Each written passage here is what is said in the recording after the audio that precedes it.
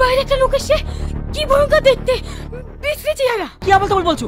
চলো তুমি দেখি কে এসছে। না না না, তোমরা যাও। কে? টনি, টনি, এই তো অবস্থা তোর। তুই বেঁচে আছিস? এতদিন তুই কোথায় ছিলি? কথায় আছে না, রাখে আল্লাহ মারে কে। সে অনেক ঘটনা ভাই, তোকে সব পরে বলবো।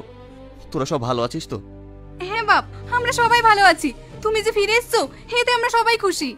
জানিস টনি, আমি একটা বড় ভুল কাজ করতে যাচ্ছিলাম। এবার তুই চলে এসেছিস, সব ঠিক হয়ে যাবে। কি ভুল কাজ করতে যাচ্ছিলি? আমার সঙ্গে সালমার বিয়ে ঠিক হয়ে গেছে, আর 4 দিন পরে আমাদের বিয়ে। এবার তুই চলে এসেছিস, ওই দিনে তোদের দুজনের বিয়ে দিয়ে দেবো। না না, আমি বিশ্রী চেহারা নিয়ে ওকে বিয়ে করতে পারবো না। তুই ওকে বিয়ে করিস, ওর সুখেই আমার সুখ। এ কি বলছো বাপ? সালমা তো তোমাকে ভালোবাসে। আপনি তো দেখলেন, আমার এই বিশ্রী চেহারা দেখে সালমা ভয়ে পালিয়ে গেল। তাই বলছি, আমার এই বন্ধুর সাথে আপনার মেয়ের বিয়েটা দিয়ে দেন।